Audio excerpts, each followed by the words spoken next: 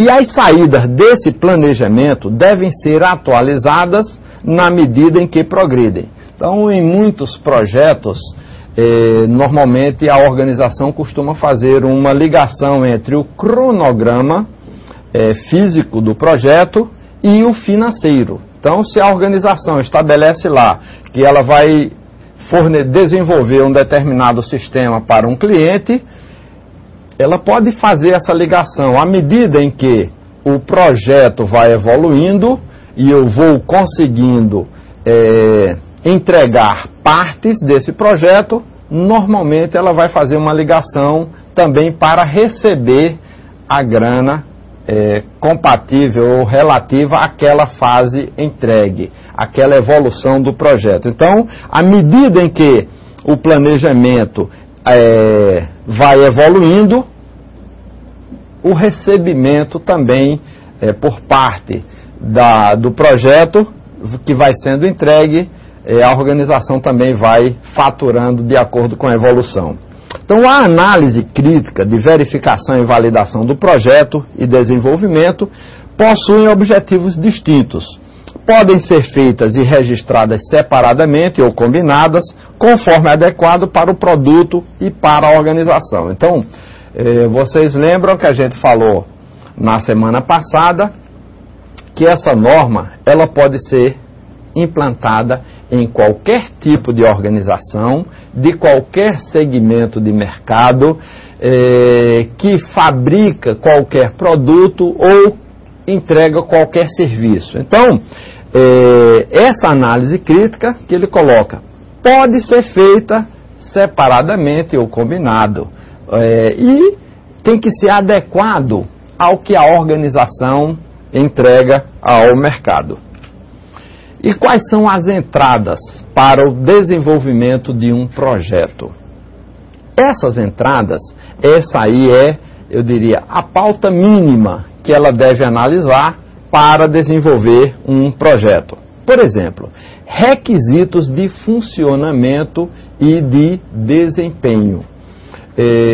Se ela estiver desenvolvendo um motor, então tem diversos requisitos para um motor. Tem velocidade, tem capacidade, tem potência, diversos requisitos de funcionamento e de desempenho.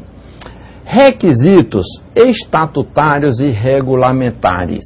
Então, se a organização vai desenvolver um projeto, ela precisa identificar todas as legislações envolvidas ou que devem ser atendidas por esse projeto. E não pode esquecer de atender nenhuma das legislações. Vocês lembram que a gente falou, no mínimo a organização tem que atender todas as legislações aplicáveis a um projeto e à sua operação e ao que a organização entrega ao mercado. Onde aplicável, informações originadas de projetos anteriores semelhantes. E aqui ela usa uma expressão, lições aprendidas, o lessons learned. Eu aprendo com os projetos que deram certo e eu também aprendo com os projetos que não deram tão certos, ou seja, com aqueles que deram errado. Eu aprendo com os erros também. Para quê? Para não voltar a errar, para não cometer os mesmos erros. E outros requisitos essenciais de projeto e desenvolvimento. Então, essas entradas elas devem ser analisadas criticamente quanto à sua adequação. Requisitos devem ser completos, sem ambiguidades e não conflitantes entre si.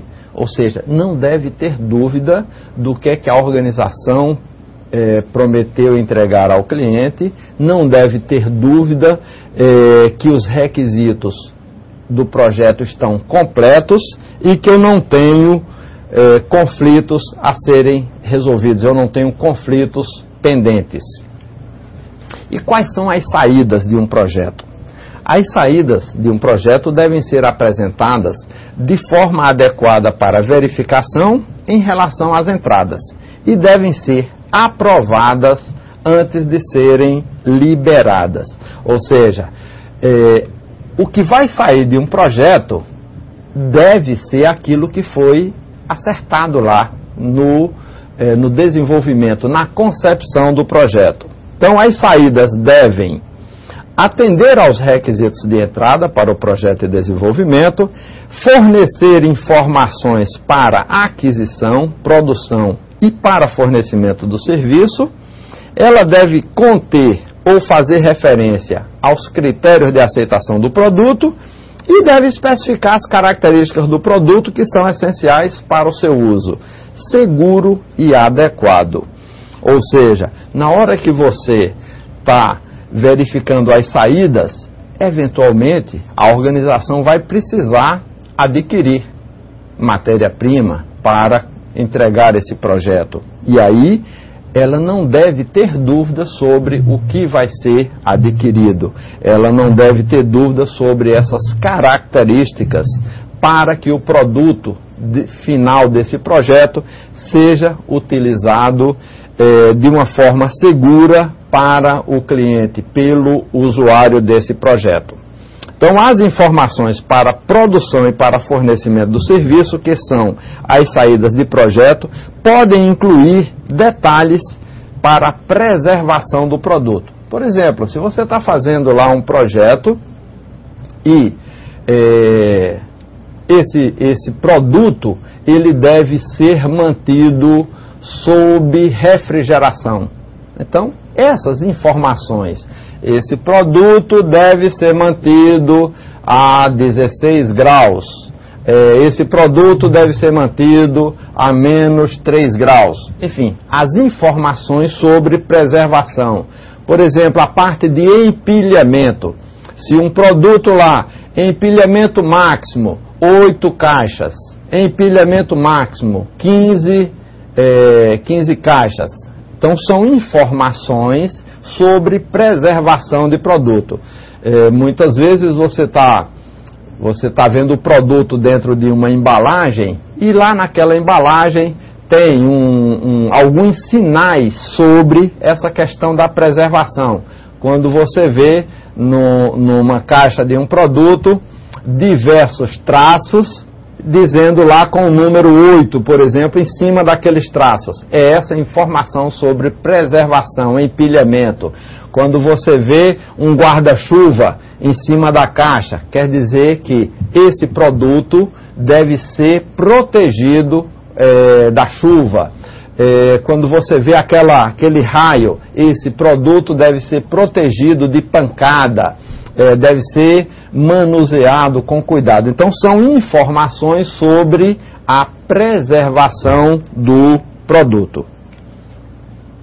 E aí vem a parte de análise crítica do projeto e desenvolvimento. Então, podem e devem ser realizadas em fases apropriadas essas análises críticas sistemáticas de projeto e desenvolvimento, de acordo com as disposições para avaliar a capacidade dos resultados do projeto em atender aos requisitos, identificar qualquer problema e propor ações necessárias.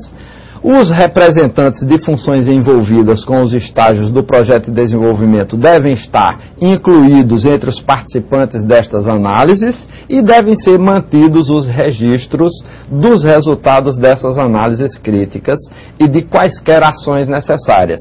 E aí aquele detalhe que eu chamei a atenção no início do capítulo, a questão de manter registros. Então, você está fazendo uma análise crítica do projeto e aí, nesta, normalmente, reunião de análise crítica, você vai definir todos os registros.